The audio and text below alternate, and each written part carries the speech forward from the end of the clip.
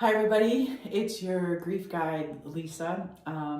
Glad you're listening today and watching. We have had some amazing stories of people who have great loss and great pain and great grief in their lives. And we're hoping that as we tell these stories that you will be encouraged and that you will find some help along the way. So today I have my friend Amanda with me, and she's had a lot of loss and grief in her life, and I'm gonna let her tell her story. Thanks for being with us, Amanda. Thanks for asking me, Lisa. Yeah. So tell us about your story. Yeah. My story starts when I was still a child. Had a great upbringing, 2 parents, sisters, great life. I was a junior in high school and getting ready for college visits and that next chapter of my life. And my mom was taking me on a college visit with a friend to Western Illinois University. And we drove down Labor Day weekend.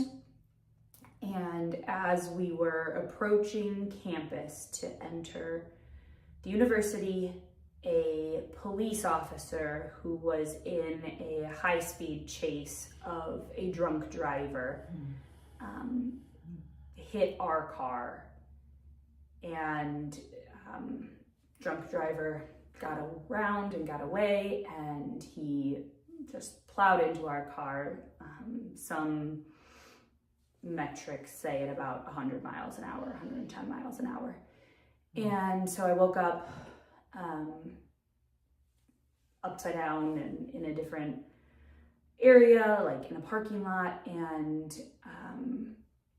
the paramedics came and they took me out and they took my friend out, but my mom was killed in the accident. And starting at that moment, I was in a strange place I hadn't been before. I was all alone. I was physically injured and in this emergency room in kind of the middle of nowhere, Illinois. And my grief journey, I guess, begins there with a strange sense of not being alone. I remember sitting in the emergency room, and we were hours and hours away from my house, so my dad couldn't even get down to me yet. He made it down in the morning, but I was all alone. And I remember that next to my bed in the emergency room, there was just this empty chair where somebody would sit if they were there with somebody.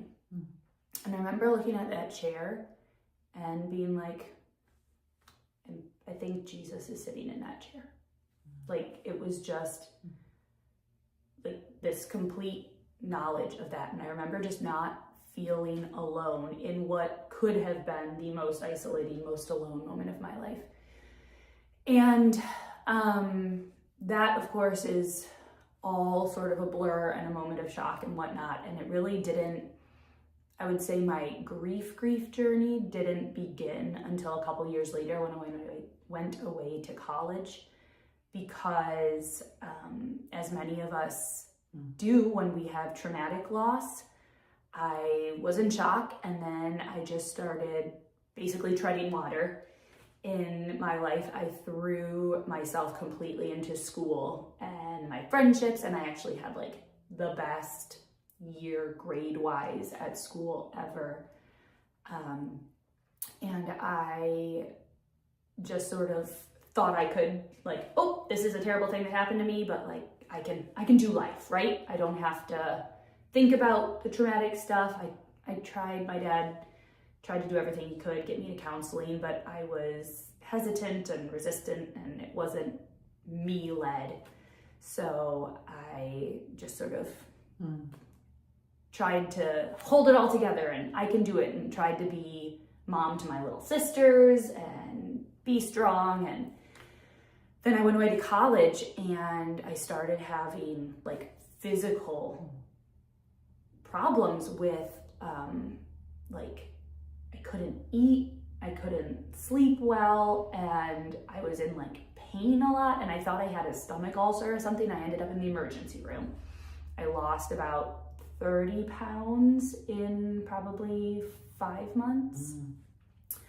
And thank goodness I had a ER doctor who, I don't know how she knew, but they didn't even like run a bunch of tests on me. She just looked at me and she said, I think that this is a physical manifestation of the trauma you've been through, and I recommend that you see a psychiatrist and a psychologist. And she, that ER doctor, I don't even know her name, but I always remember her. And that started my own journey of really facing what I'd been through instead of just trying to push past it. And combinations of counseling and I did EMDR therapy and medication, and was able to go through and really dig into the trauma of what happened and start to deal with the grief. And eventually I got to what felt like a really good place. And I got married and I got my dream job, and we had a few years of life going pretty well. We bought our first house, we got a dog, and then we were ready to grow our family. And so my husband and I were so excited when we found out we were pregnant. And it was fall again. And it was actually Labor Day weekend that we announced we were pregnant, which happens to be the same weekend of the accident we lost from our mom. We announced we were pregnant, everybody was excited, and then about a month later, in October, we went in for our 20-week ultrasound, and they noticed abnormalities with the baby and sent us to a specialist. And after some tests and multiple opinions from different doctors, they told us that it wasn't going to be a viable pregnancy, and they recommended terminating the pregnancy. And that's not something in a million years I ever would have thought, one, that I would have to consider, two, that I would ever choose to do.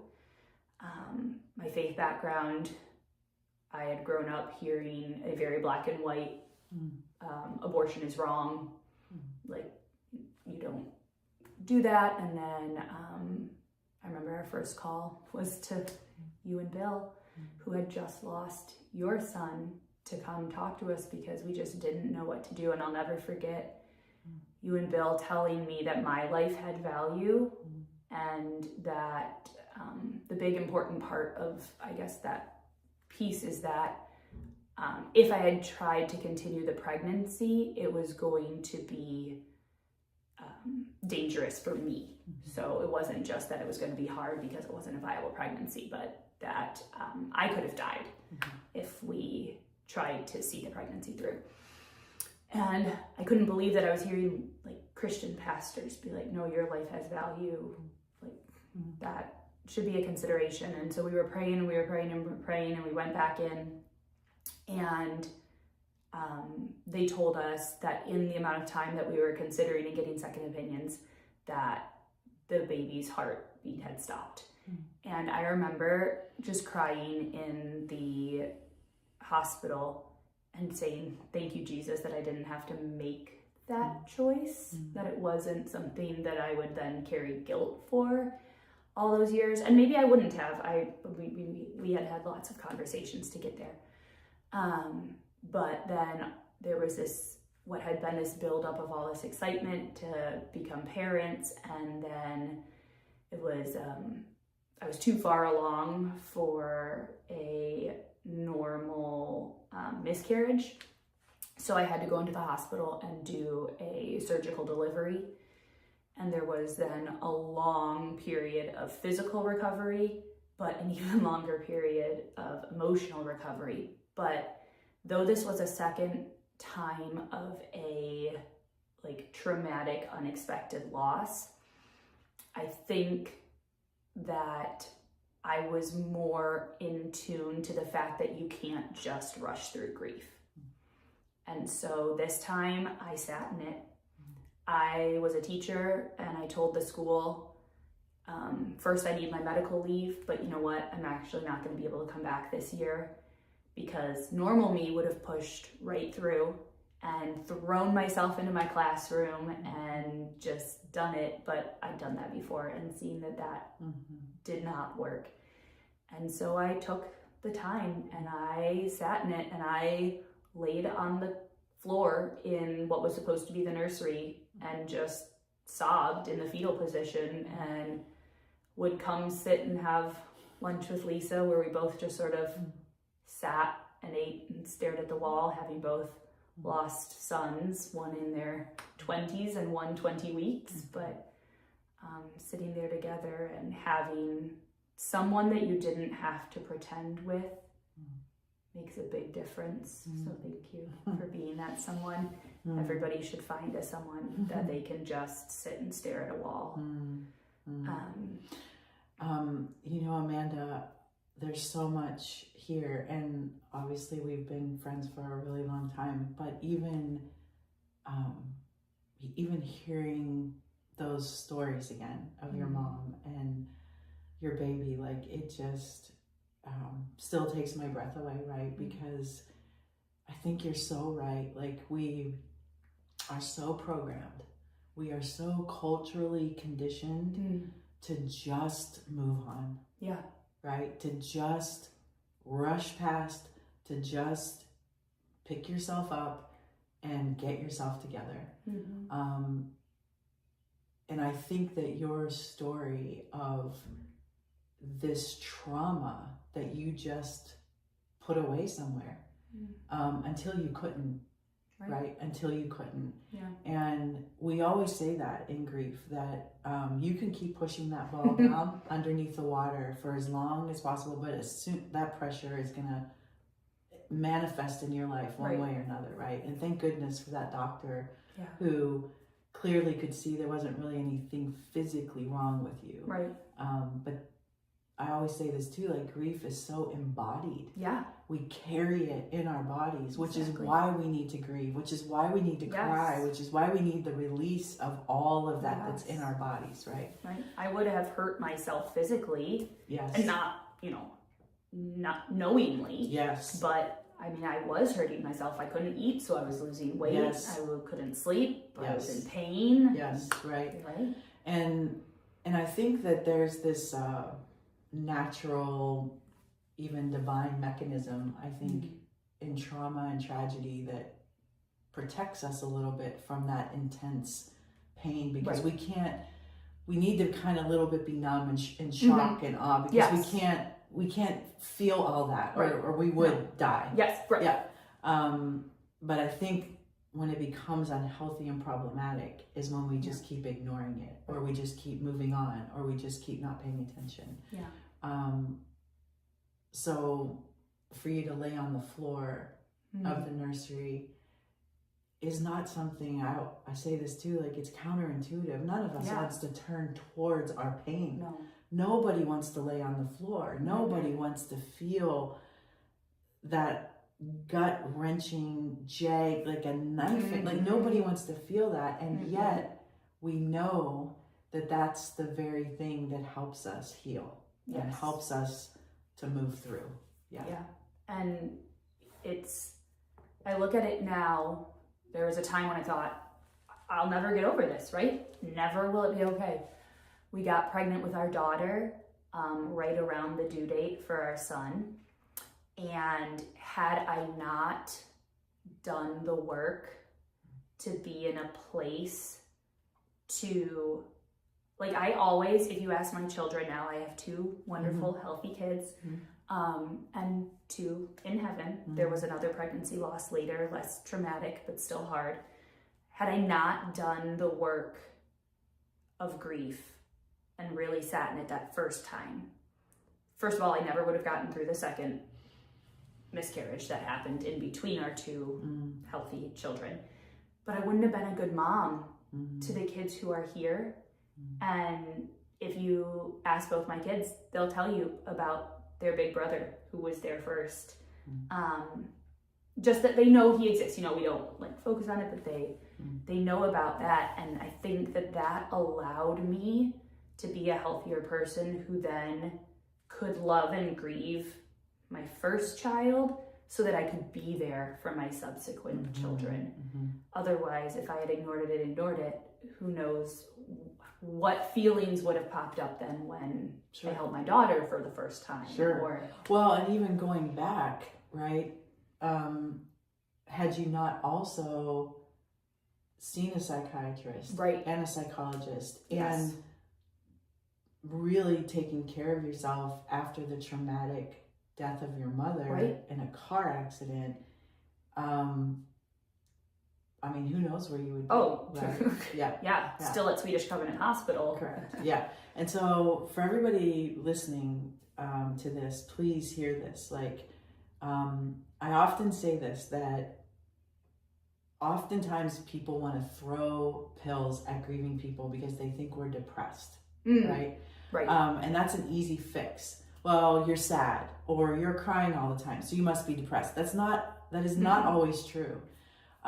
So I kind of rail against that a little bit. And I will also say that if you need help, go get it. Yes. Right? Get medication, get what you need, because trauma and tragedy are real things that affect us on every level of our being, every level of our being. Yeah. After that hospital stay, when I did go see a psychiatrist and they did, you know, they talked to me and they ran tests, I didn't realize that.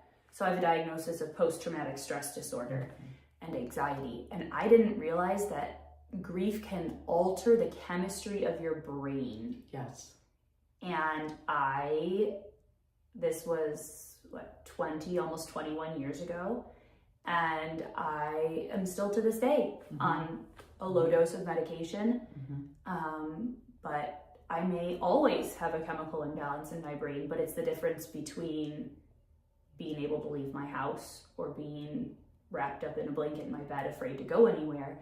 And I have such a full life. I carry my mom and my son with me and that grief with me all the time. But I also know that everything that has happened in the last 20 years, I'm just thankful that I got to be here to experience it, the good, the bad, the life of it. Right. And so there is nothing wrong with asking for help. There is nothing wrong if that help involves medication, prescribed by a doctor. Find a way to medicate, because then we also find other ways to medicate ourselves, which is not correct. So it's not healthy. But I would also say that Amanda has become, for me, when you talk about how